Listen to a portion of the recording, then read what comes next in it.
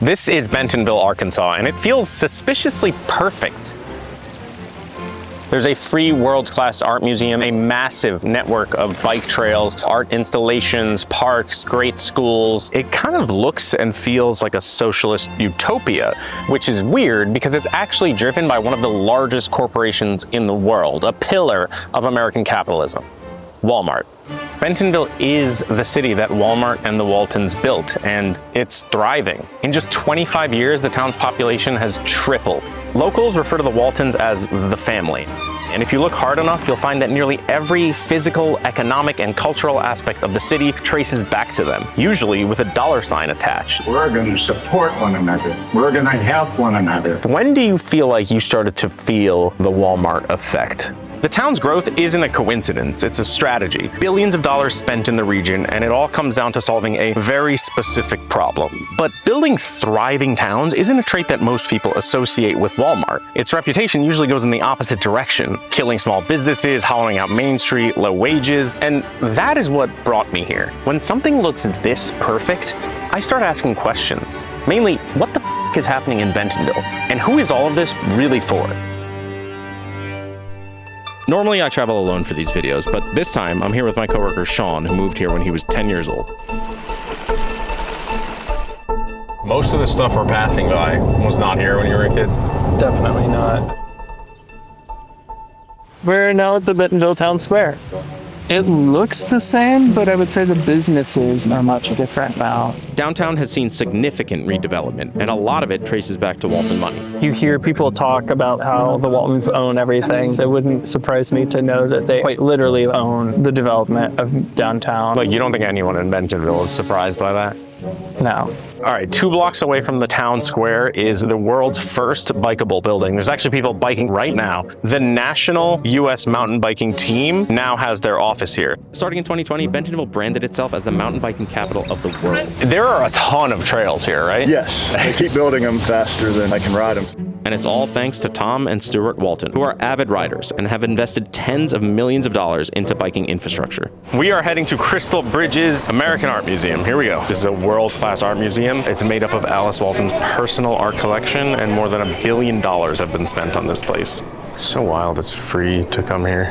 Norman Rockwell, Rosie the Riveter stuff. I mean, there's a Jackson Pollock here. It's kind of awesome.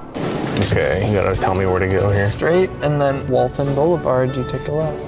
Okay, this is the old Walmart office. This one? Yeah. From what I saw in my research, Tom and Stuart Walton bought this from Walmart. I think it was for $60 million, and they're allegedly turning this into a STEM university. Right now, I am walking up to the Alice Walton School of Medicine here in Bentonville, to which she committed roughly $250 million towards. I am told that the first 5 graduating classes will have their tuition waived. Okay, now we're gonna see some crazy houses.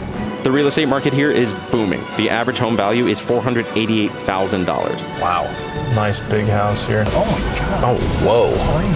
Oh my God, yeah. Wow. Oh my God, that's massive. I'm gonna guess 2.2 million. Whoa, it's way more. We'll take it. Yes, I'll have that one, please. Right down the road, Walmart recently opened a world-class HQ on 350 acres, 20 buildings, 1,000 bike parking spaces, childcare, a massive fitness center, so big it has its own zip code and post office. I'm driving around so slowly, everyone hates me, but not one person is honked. They don't honk here. They'll wave at you, though. If you wave at this person, if they see you. He gave me the finger. No, I'm kidding. Wow, things have changed. Yeah. All right, we are heading to the original Walton 5 and Dime, which is now a Walmart museum. Local, or are you just visiting today? Heads up that Walmart wanted us to note that this was filmed in March. Before the quiet period, they enter in May ahead of earnings. A story about entrepreneurship, risk, and hard work. This is Sam Walton's old office preserved behind glass. And the one thing in here that looks like it was not part of his original office, just given the color pop, is a poster that says our profit sharing plan. That looks like it was placed there. This is the closest I'll ever get to a Presidential Medal of Freedom. Okay, this is the Hologram Theater. Hello, Mr. Walton. I am so proud of our general office and our management team and our buyers. Is there anything he thinks Walmart should be doing better? I'm not sure. I wanted to ask Sam about wages and about killing small businesses, and something tells me his hologram wasn't gonna answer those questions. I don't think he's programmed to say much about that. And that's part of what I came here to wrestle with. Bentonville is doing great. Walmart's reputation in the rest of the country?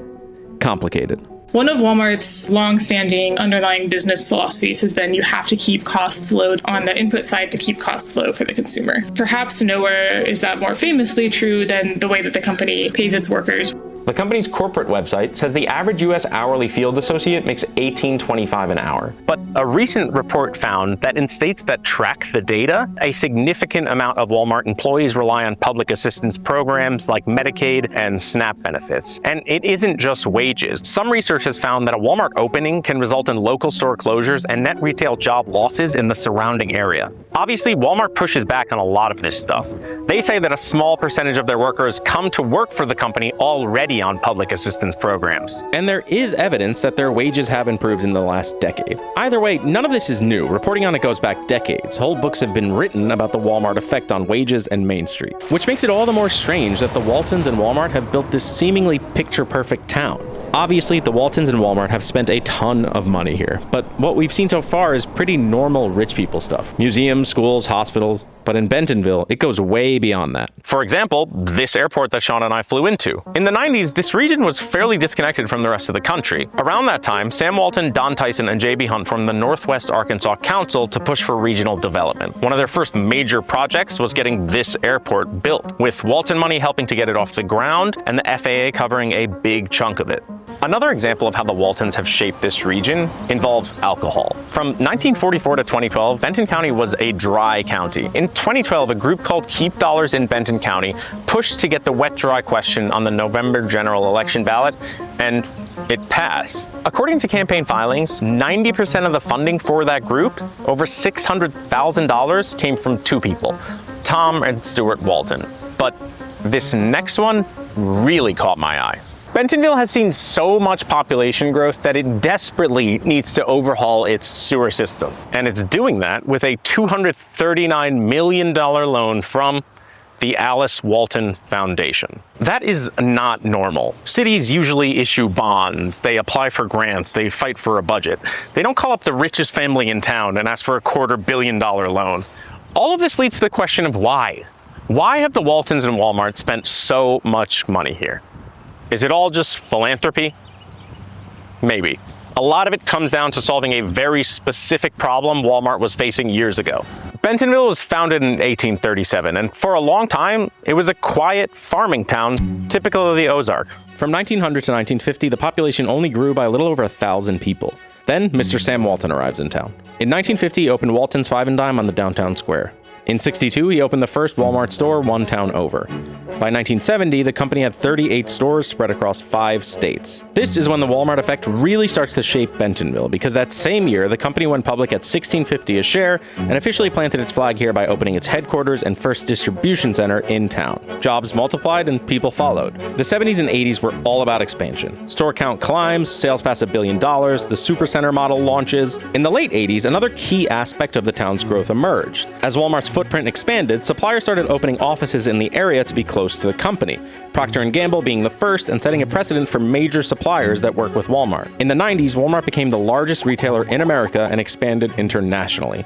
By the end of the century, there are over 1 million people working for the company and stores in all 50 states. But in the early 2000s, the company realized it had a retention issue. People would come work for Walmart, bolster the resume, and then leave when they could find a job somewhere more appealing. Competing for elite talent against companies based in New York, Seattle, San Francisco, or Austin isn't easy when you're based in a small Arkansas town. So if you're Walmart or the Waltons, how do you get ambitious, highly paid individuals to come to Northwest Arkansas and stay? You build them an incredible place to live. Make it easy for them to picture their future here. You invest in lifestyle, culture, schools, hospitals, infrastructure, change the laws so people could have a drink at the local bar. The company's dominance, along with the ecosystem of suppliers and retail-focused tech startups, became a multiplier on Bentonville's expansion. When I zoom out and look at all the things the Waltons and Walmart have done in town, I keep coming back to the same weird contradiction. In one of the most conservative states, a hyper-capitalistic company built something that feels oddly socialist. Free museums, public trails, privately funded infrastructure.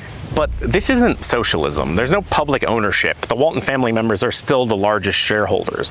There's no worker governance, no democratic control of the capital. Call it benevolent paternalism, corporate urbanism, philanthrocapitalism, whatever fancy label you want. All of the things in town that feel socialist, in one way or another, benefit Walmart, and thus the Walton family. So I call it capitalism protecting its own ass. And yeah, locals get to enjoy it too. It's a great place to live thanks to a lot of what the Waltons and Walmart have done. And many boats have been lifted with the rising tide, but not all of them. Today's video is brought to you by CVs. The brand originally launched in 1964, vanished for like 40 years, and then got revived after a designer found a vintage pair while thrifting in Tokyo, which is a wild origin story, or re-origin story. This is their Beyond and Back boot, which is basically a sneaker boot hybrid. It's not heavy or clunky, which is usually my complaint with boots. It's got this rugged, water-resistant leather and stretchy side panels so I can slip it on because I hate tying shoes. And their memory foam insole makes it a lot more comfortable than other pairs I've had. It's one of those pairs that's great if you want something that looks put together but is still comfortable. And CVs makes a full range of footwear. Sneakers, mules, boots, slip-ons, all with the same sneaker level comfort. So there's a CVs for basically every moment in your life. So if you want footwear that looks great, is super comfortable, and has a unique backstory, check out CVs. Scan the QR code on screen or click the link in the description and use code BREW15 for 15% off your first order. There is a rising affordability crisis in the region. Bentonville really now is where rich people live. Arkansas as a state is one of the poorest in the country. Median household income is around $61,000, well below the national average. And about 15% of residents live in poverty. But Benton County, where Bentonville sits, looks very different. Median household income here is about $94,000, roughly 54% higher than the state average and about 16% higher than the national average. And the poverty rate is nearly half the state's, about 8%. I posted in the Bentonville subreddit asking people how they felt about the Waltons and Walmart, and the two most common downsides people mentioned were the town's charm being diluted and the cost of living rising fast. But in person, what people had to say was a little different. How long have you been here? 25 years. About 6 years now. And what brought you out here? Work. I work for Walmart. My wife got a job with Walmart. My dad got a job at Walmart. Kind of laid back lifestyle, low crime rates, good opportunities. This is a great place. My wife loves it here. I think Bentonville is just unique. It's unique to Arkansas. It's unique to this country, really. It's just really peaceful and relaxing. What do you think of the Waltons? The Waltons? If we're gonna be a capitalist, competitive society, I think they do it, pretty well. I think they're a unique family, a unique American family. I think they've done a lot of good things. You don't feel like you see any negatives with what they've done here? There's definitely a lot of concerns about cost of living. I've seen some people say that Bentonville thrives at the expense of a lot of the rest of America. What do you think about that? Well, that's a deep question. Yeah, I don't agree with that. Nah, I don't see it like that. Sam Walton started a good thing here at Walmart, and it's grown. I mean, the things that they donate, I think it's a bad rap that they get. I mean, that's a good question. I can definitely see why people feel that way, and there probably holds a lot of truth to it. If people are making money and spending money, it's as long as it keeps flowing. I've had a hard time finding people in town that are just publicly negative about Walmart or the Waltons. Why do you think that is? I mean, I went to high school here and we had support from Walmart, and we are at where we're at, I think mainly because of Walmart. So it's hard. I haven't been put in like a rock and a hard place to where I've really had to sit and like linger on these things and find blame in one entity. But yeah, I don't know. No, I think it's really good perspective. By this point, the more I saw, the harder it was to have a simple opinion about what's happening here. Walmart has clearly transformed this region, but everyone I've talked to had a rather simple answer to the complicated question, whether that came at the cost of small businesses and low wages across the country. So, Sean and I drove to the edge of town. You must be Mr. Dan Douglas. I am. I'm James. Most people in Bentonville moved here recently. Dan's family has been here since the 1850s. He's watched this place transform from a poor rural town to whatever it is now. If anyone could help me reconcile all of this, it'd be him. There's 200 acres right in here that's completely encircled by county roads. See all those nests down there? This year, we had a pair of eagles come down there, and they took over one of the nests and expanded it right here. That's so cool. In the heart of Walmart City. There's a bald eagle nest. I mean, they are the ultimate symbol of American capitalism, and then there's a symbol of America right in your backyard. Yeah, isn't that neat? That is awesome. Is that typically what they do, take over an existing nest? Wow. Yeah. They'll steal somebody's nest and expand it, make it bigger. If that's not a metaphor for America either. Yeah, isn't it? See right up here, there's a new subdivision going in right up there. Oh, wow. On top of the hill. Somebody sold their land? Yeah. In the past 3 years, I've had 2 sewer lines go through. I've had a new gas line go through it. They had to come in and dig it all up a half mile across the farm. It's hell to get anything done because they get your farm torn up all the time. The Waltons, you ask, what about the Waltons? Before Walmart, we relied on agriculture, chickens, dairy, beef cattle. Very few people had any money. You know, everybody was in the same boat, and it was hard to make a living. Now, they have turned this into an area that we have opportunities. After graduating from the University of Arkansas, he worked various jobs and farmed cattle on this land for decades, until land prices went crazy around here in the early 2000s, and I had the opportunity to sell some land, and I made some investments, and it allowed me to have a little more flexibility. I got involved in politics. Eventually becoming a member of the Arkansas House of Representatives and serving 8 years in the state legislature. I had the opportunity to travel all over the state, block after block of old buildings that are empty and decaying. It's all over the Delta. Without Walmart here, we'd be a dying community. Some of my old classmates and friends, they say, oh, we don't like all the growth. We've got all these houses. We've got all these new stores. We can't find our way around. The traffic's terrible. I'm sure that my grandfather was upset whenever the last blacksmith shop closed up. I mean, part of that is the advancement of civilization and time. We get comfortable with where we're at, and we don't like change, but change isn't necessarily bad.